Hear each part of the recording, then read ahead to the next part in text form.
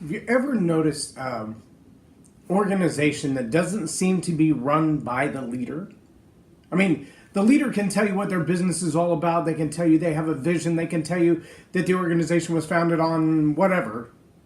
And yet someone else seems to be in control of what actually happens in the organization.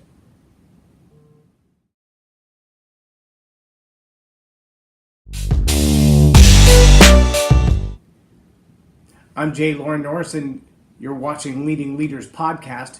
Yesterday, I had a chance to see a small team, small organization, run by the most unqualified of people to run the organization.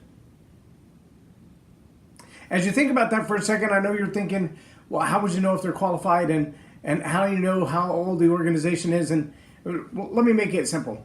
This organization wasn't like a big giant megalith company. It wasn't a Fortune 50 company or even a Fortune entrepreneur company. It was a family. It was a small family.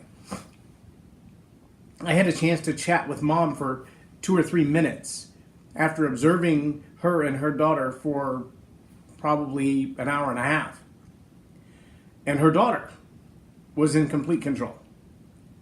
She came and went as she pleased. She did what she wanted to. She did everything she was told not to do. She would cooperate from time to time to get what she wanted, but for the most part, the 3-year-old determined when they went to the bathroom, what end of the pool they played in, when they ate, when they didn't eat, when they ran in and out of the gate, when they chased around the place. And as a 3-year-old, she was in charge pretty much of everything. I know that you're thinking, what does that really have to do with leadership? Well, let me ask you this question. Do you think there's a chance that a strong-willed young child, even at 3 years old, would change their behavior if mom and dad agreed on all the aspects of parenting? Now, I know that's not completely possible. I have 4 kids of my own and 7 grandkids, and I understand how complicated it can be to agree on every aspect of parenting. How do we discipline? What decisions do we make about their schooling? How often do they go see the dentist? How often do they get immunizations or not get immunizations? How do we respond when they're defiant? What do we do when they act like this or break something like that or take something that's not theirs or mistreat people around them? And as parents, those are very ambiguous guidelines because even some of the best books of the world on parenting don't agree on how to handle it.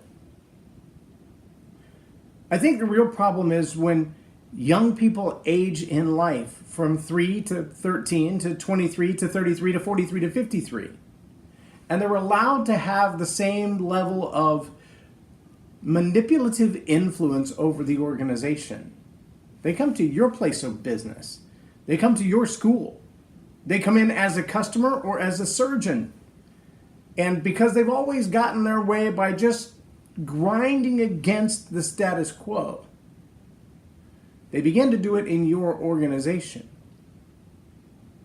And if your vision for what your organization is supposed to be doing, is called to do, is most profitable at, is most successful at, if the vision for your organization isn't clearly defined well enough, the result will be that a young person like that, even if they're in their 40s or 50s, someone who grew up with the ability to get their way by cajoling, by manipulation, by controlling the environment, they will divide your organization.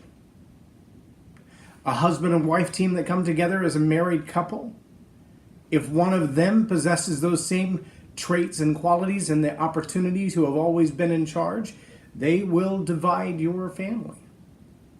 Add one to the mix from the outside, an ex-boyfriend or an ex-girlfriend, an ex-husband or an ex-wife who is controlling and manipulative and cajoling.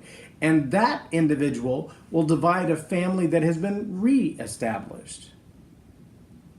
That type of personality is very dangerous. That type of personality, if not brought in check, those standard operating procedures for that kind of individual will cause division just about everywhere that they go. And as Jim Collins says, if you want to run a great organization, to go from good to great, you've got to get the right people on the bus.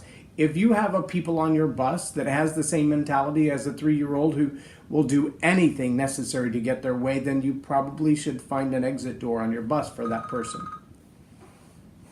Your ability to lead will be drastically limited in your marriage, in your team, in your family, by an individual who won't align with your vision. I'm J Loren Norris. I appreciate you watching Leading Leaders Podcast on Tell It Like It Is TV. Have a blessed day.